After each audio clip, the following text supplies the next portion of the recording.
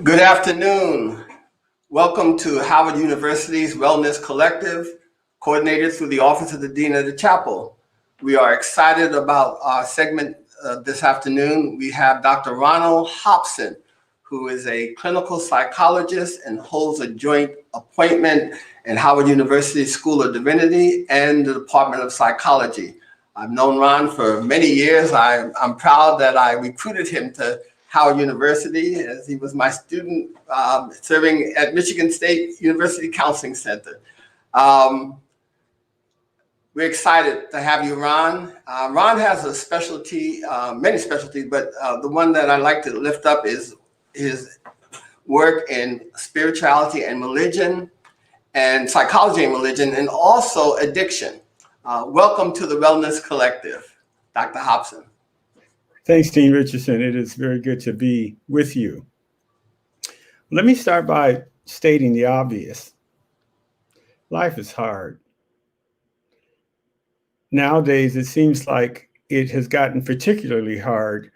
Each generation has their own version of what that means, but I think that this generation now that is coming into early adulthood in the era of COVID have a particular claim to that statement that life is hard. It hasn't been this hard, in fact, for the entire world for almost 100 years. And anxiety is everywhere, and everyone is feeling the anxiety of this virus across the planet. It is not a regional issue, but it's worldwide.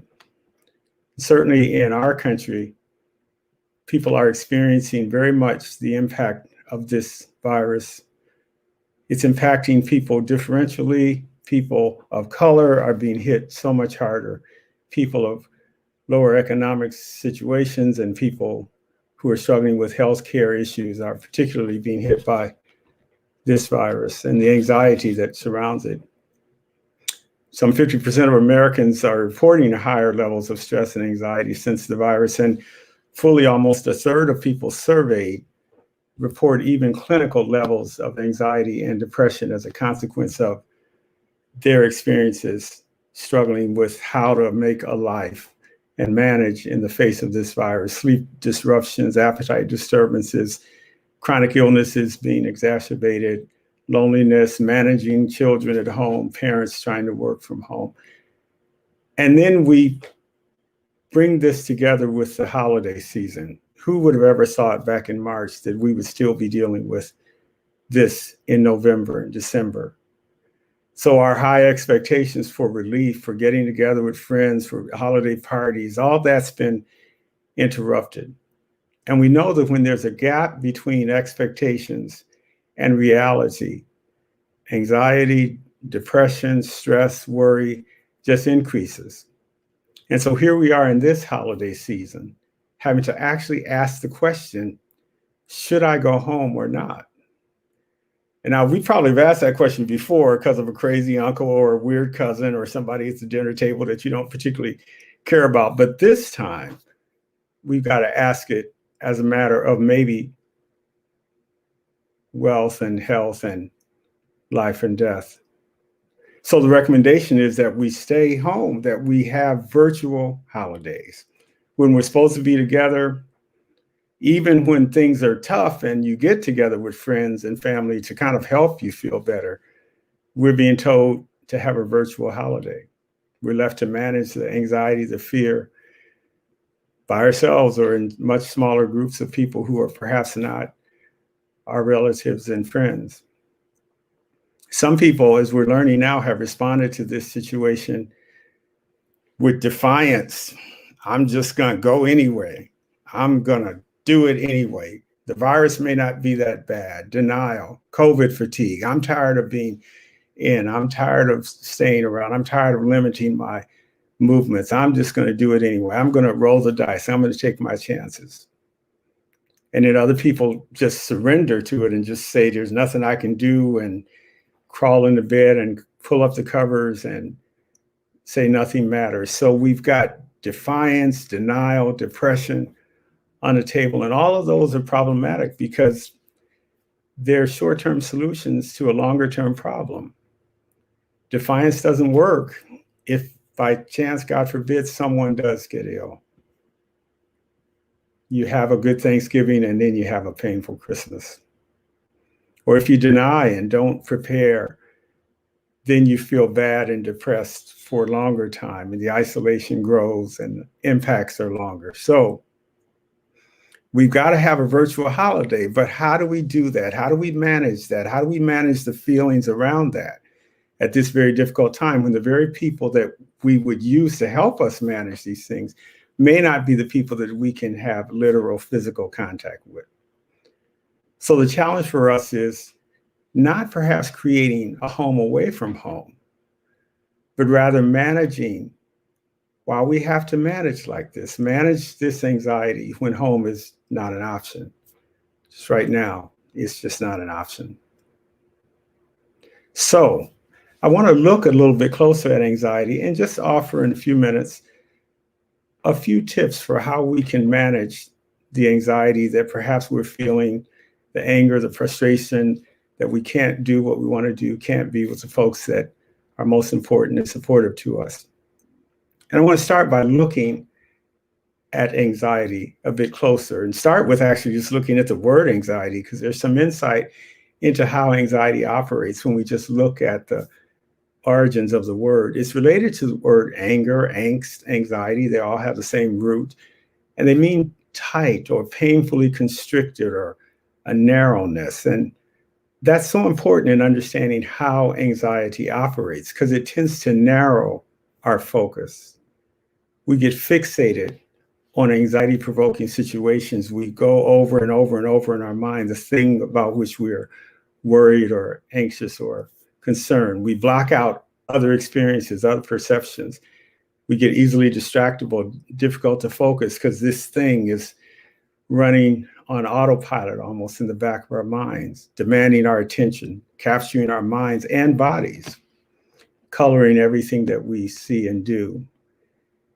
It can be pretty unpleasant, as I'm sure you know, and there are certainly gradations to it, but it's not a pleasant experience. It can be very powerfully disturbing. And when we resist, it just gets worse. I have a friend who says, "Oh, Ron, don't get anxious about being anxious. Don't be upset about being upset." And we get into this spiral. I'm upset, then upset about being upset. It's like a runaway horse that we have to try to figure out how to manage. So I want to offer you just a couple of ways to look at this and tame this runaway horse. I want to offer an approach to making more room for, to opening up the constriction, the narrowness of anxiety. I want to help you to get some elbow room, if you will, in your mind and in your body around this issue of anxiety to help you manage it better, particularly in these virtual holiday times. So I want to build on mindfulness practices and neuroscience and cognitive and analytic approaches to understanding the mind, to offer you a way to approach anxiety, a way to decrease the power of anxiety, to, if you will, tame that anxiety horse, or at least get on that horse and start riding it rather than running feverishly beside it as it runs away. So I want to offer that by way of an acronym. So the acronym is END, E-N-D. So I want to offer you an approach to ending the power of anxiety. Now, I offer the END as a memory device so that as you're going along and feeling these anxious feelings or catch yourself preoccupied or ruminating, that you can just think to yourself, I wish this would end. And there you are, END. You have now an acronym for how to approach this. So let's break it down. END anxiety, to end the power of anxiety. E-N-D. So the approach to engaging anxiety starts with engage, E, and then we'll go to negotiate, N, and then we'll end with determine, the letter D. So let's look at engaging. As I said, anxiety can be like a runaway horse. And so our task is to mount that horse, to engage it, to find out where is anxiety. And so mindfulness approaches teach us to first start in the body. Mindfulness starts in the body, not in the mind. And so the task is to locate the anxiety in your body. I know it's paradoxical. We want to get away from it, but the way to managing anxiety begins with managing it, engaging it. So some people get short of breath. Other people have neck or shoulders. They tighten. Some people don't know they're anxious until they notice their neck is tight. Or some people have muscle weakness. There's a saying called "you're weak in the knees," and that saying speaks to literally what happens. We become weak in the knees sometimes when we're anxious. Our muscles weaken, or our face muscles tighten up. We clench our jaw or grind our teeth. Sometimes our stomach churns when we're anxious. It may not be your stomach's upset because of what you ate, but it's because of what you're thinking. Because we have a lot of neurotransmitters in our gut. So sometimes our stomachs churn. And of course, our palms can get sweaty and we literally can feel nervous. So the work for you to begin to slow down this anxiety horse that's running away is to engage the anxiety gently, to find it in your body, to find where it is, and go there with your focus, to notice the tightness, to notice the shortness of breath, to notice the muscle tension, to notice the stomach upset, just to bring gentle awareness to where in the body you're feeling the anxiety. But we don't stop at the body with mindfulness. Then we go to the mind. What is the feeling behind your anxiety? See, anxiety is a generic category. It's quite ambiguous. It can be a lot of things, and anxiety flourishes in ambiguity, but it diminishes with clarity. So we want to ask of that tight neck or ask of that upset stomach, what exactly are you feeling? You often hear the term free-floating anxiety. Well, don't let it float freely. Nail it down. Inquire of it. What is this about? Don't let it be just a noisy companion jabbering away senselessly and you have no idea what's happening. Begin to ask yourself, what is the feeling behind this anxiety? What emotion am I experiencing? Is it fear? Is it anger? Might be guilt or sadness, frustration, regret. What is the feeling? The more we can define the anxiety, we engage it in our bodies by locating it, and then we engage it in our minds by defining it. We name the feeling. We know in neuroscience, the more we're able to name and bring our cerebral cortex, the front part of our brain, into dialogue with the midbrain and the basic brain at the back and down the spine, the more we can engage the feelings with our cognitions. The more we can do that, our feelings become manageable and more tolerable. So E of end, engage your anxiety with body and mind. Where are you feeling anxiety? And what is the feeling that you're actually feeling? And once you've located it, and once you know something of what the emotion is, it's not just generic anxiety, but it is, oh, I'm afraid. Then you want to begin to negotiate with that thought. What is the fear about? And so I want to offer you 3 cautionary cognitive traps that can happen with anxious thinking that I want to encourage you to notice and then challenge. The first cognitive trap is the trap of the shoulds. I should be able to handle this. I shouldn't feel like this. I should have known better. They should have really done differently. The shoulds can trap you because shoulds play an unfair game. They race to the future and then look back to the present as if you should have known what you know in the future. But you can't know what you don't know. And so shoulds are unfair. At any given point, you're doing the best that you can do with the available information. So push back against the shoulds. But the second cognitive trap that I want you to negotiate with. We're in the end of END, negotiate. The second is what I want to call the terrible triplets. So these are, again, memory devices I want to offer so that you can grab onto this and hold it perhaps when you're feeling anxious. So watch for the terrible triplets. The terrible triplets are, this is all there is, now is all there is, and I am all I have. So the terrible triplets say, this is all there is, this thing that's causing the anxiety, that's all there is, that's all I'm attending to, that's all that's in front of me. That's occupied my world. It's narrowed my focus to just that thing. The second triplet, now is all there is, as if nothing will ever change. This is the last Thanksgiving. This is the last Christmas. This is the last holiday. How can this be? Nothing will ever change. How will we ever get out of this? This is all there is. Nothing will ever change. And I am all I have. I have no one to help. I have no place to turn. It simply isn't true. But the cognitive trap, when we're feeling anxious, we get trapped in the terrible triplets. This is all there is. Now is all there is. I am all I have. Watch that thinking. And then the third cognitive trap that I want to offer to you as a cautionary is what I want to call ANN, A-N-N-N, all these acronyms to help us just remember. So think of ANN, the absolutes. Always, never, nobody, everybody.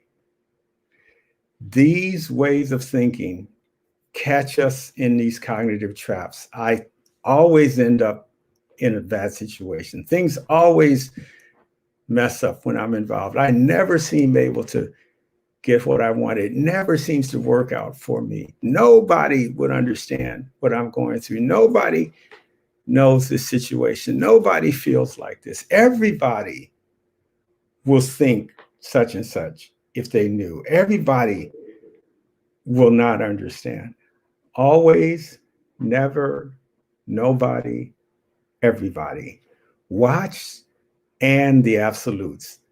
They will trap us in our anxiety. The shoulds, the terrible triplets, this is all there is, now is all there is, I am all I have, and the absolutes. Always, never, nobody, everybody.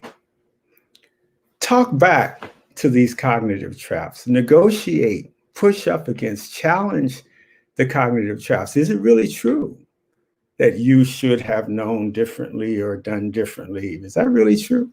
Is it really true that everybody is such and such or nobody is such and such? Is it always true that always is true? Is it true that you have no help or nothing will change? Push back against that thinking. Find that anxiety. Notice what the fear, the feeling is about. What is the emotion? And then what is it saying? Is it distorting your thinking? Is it participating in one of those cognitive traps? So you want to ask, what am I anxious about? Then assess it, negotiate with it. What is it asking me? How realistic is it? What is most upsetting to me? What am I asking? What am I being asked by this feeling, by this anxiety? To tame that anxiety horse, you begin to tug on it, negotiate with the anxious feelings. What am I saying? Is that real? What do I need? Engage, negotiate, and then the D, determine your course of action. Now, what can I do? I'm anxious about this talk. So what do? I work one more hour last night. Okay, I'm going to give it one more hour, and then I'm going to try to let it go because I've done what I said. I've worked on it. Now, if the anxiety keeps going, then it's unreasonable, and then there's something else going on. So I've worked, I've done my assignment. It's like at the end of the semester, are you anxious about your finals? Study for your finals. You can't study for yesterday or 2 weeks ago. You can study for now. Miss your family over the virtual holiday? Make a phone call, a Zoom call. Call in the morning and then call in the evening if you need to. You need some help with some anxiety, some fear, some frustration, or something you're trying to accomplish. Ask someone that you might not think would be willing to be helpful. If you're like me, you may wake up sometime in the middle of the night. Keep a pad and pencil next to you. So you just turn over whatever the concern is, the worry, the thing that's starting to run away like the horse.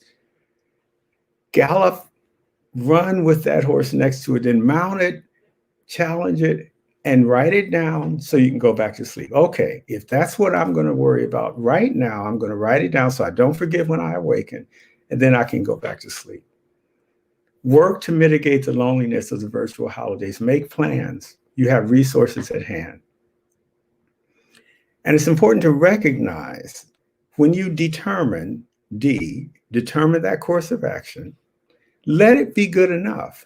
It's not perfect, but it's good enough. You can't be there. Phone calls are good enough. They're not your best buddies, but they're somebody and you can not be alone. Determine your course of action and then proceed to carry it out. Now, I'm sure some of you are saying, because I know how that anxious thinking acts, what if there's nothing I can do? You can always breathe. Literally, breathe. Take a deep breath. Take a few deep breaths, twice as long exhaling as inhaling, noticing the feeling as you breathe. Hum, rock. Physical movement can settle the mind and settle the body. So when there's nothing else you can do, you can always breathe. But also notice that sometimes you'll have resistance to feeling better. And that's the analytic insight in all of this. So sometimes we're anxious and we think we don't want to be anxious, but we sort of like anxiety. It's like a familiar coat. It's like an old friend. Provides some sense of companionship, some familiarity. This is who I am. I'm an anxious guy. It gets to be like a second nature to you.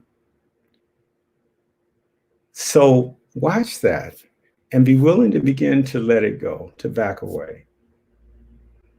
And if you do encounter things you can't do anything about, then there's a serenity prayer that AA has taught us so well. God, grant me the serenity to accept the things I cannot change, the courage to change the things that I can, and the wisdom to know the difference. So this is a stressful and an anxious time. It's the virtual holidays. The challenge for us is to try to get on top of the power of this anxiety as it runs away like a galloping horse. And we can learn and practice a way to end the power of the anxiety by engaging, negotiating, and determining action and doing it. Now let's just take 2 minutes to just see if we can do a little of this, because all it takes is whatever time it takes. It's not a meditation endeavor. It's just a matter of getting some clarity. So just think to yourself, when are you anxious? What are you anxious about now or when you get anxious? And try to find where it locates in your body. Where does your anger rest? Where does it activate you? In your stomach, in your chest, in your back? And then think about what it is that you say to yourself when you're going into that anxiety, when that horse starts running. What's the cognitive traps that are in there? Shoulds? Are the triplets, the terrible triplets, bothering you? This is all there is. Now is all there is. You are all you have. I am all I have. Is it the absolutes? And the absolutes, always, never, nobody, everybody. Is that the thinking that's fueling this, that's getting that horse up to speed? Challenge the cognitive traps. Pull it back. Ask what is realistic. What do I need to do? What can I do? What is this asking for that's realistic? And determine your course of action. What you can do has to count. What you can do is enough.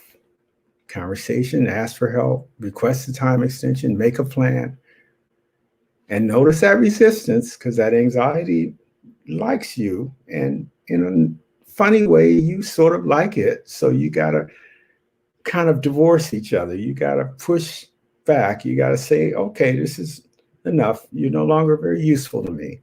Notice that resistance. Do the things anyway that you determine can be helpful. And remember the serenity prayer. Seek for the serenity around things you cannot change, courage around things you can change, and wisdom to know the difference. Life is hard.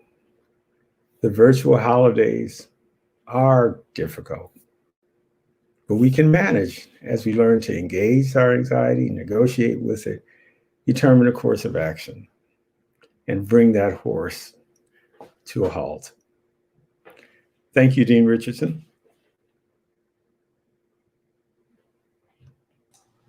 Thank you, Dr. Hopson. Dr. Hopson, we have a few minutes left, and I wonder if you would mind saying a little more about how we may like anxiety.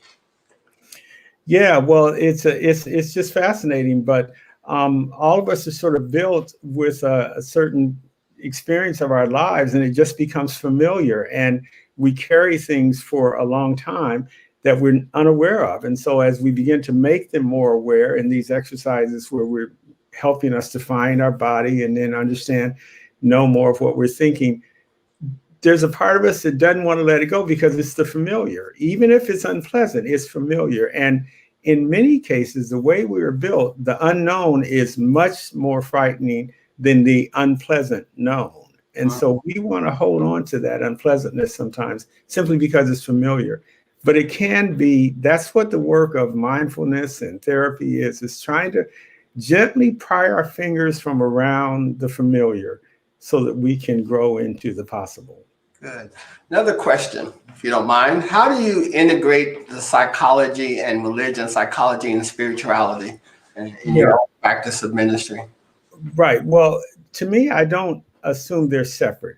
First of all, the discipline of psychology grew out of the discipline of religion. And they're both aiming to help human beings to reach their fullest potential. So psychology is about helping people to grow. Spirituality is about helping people to grow, to be your best self, to be yourself. And both endeavors approach it just in a somewhat different way, but there's a lot of overlap. So they're doing the same thing. Your preacher on Sunday is trying to help you in a collective way do what your therapist on Monday is trying to help you do. Right, great. Any closing advice, thoughts that you want to share with the audience? Well, I would encourage people to take this virus very seriously and do what they can do to protect themselves, stay safe, and take care to feel good over the holidays. It is still possible to feel good and enjoy the holidays. Thank you. We're getting a lot of comments about this talk, and very powerful talk. And I encourage everyone to please watch it again and again and send it to your friends and help them through this process. We want to thank you again, Dr. Hopson, for a very powerful teaching. We're looking forward to sharing with us again in the near future. Thank you so much. Our next Wellness Collective will be Justin Michael Williams, a very powerful mindfulness teacher. And we're looking forward to seeing you for our next Wellness Collective. Thank you so much. And thank you for joining us on the Wellness Collective. Take care, everyone. God bless.